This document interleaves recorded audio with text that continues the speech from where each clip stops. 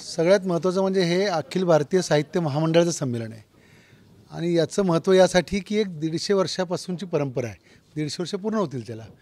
1878ला जे ग्रंथकार संमेलन सुरू झालं, तर आजही जेव्हा काही विषय येतो तेव्हा या साहित्य मंडळाशी संबंधित संमेलनाध्यक्षांशी संबंधित गोष्टींचा महाराष्ट्राच्या समाज जीवनावर मोठा परिणाम असतो. आणि यंदाचं संमेलन हे देशाची राजकीय राजधानी असलेल्या दिल्लीमध्ये आहे.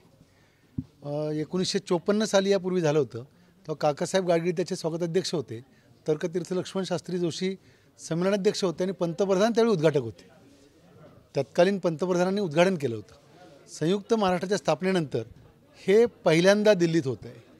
ही संधी दिली साहित्य महामंडळाने. तर त्या संधीमध्ये हे संमेलन महाराष्ट्राच्या अस्मितेचं संमेलन असणार आहे. हे मराठी माणसाचं संमेलन असणार आहे.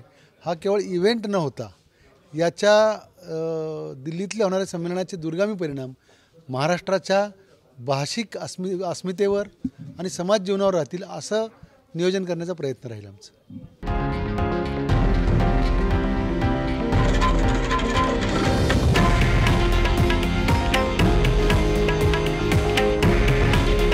हे आहे देशातील नंबर 1 न्यूज नेटवर्क आणि आपण पाहत आहात TV9 मराठी.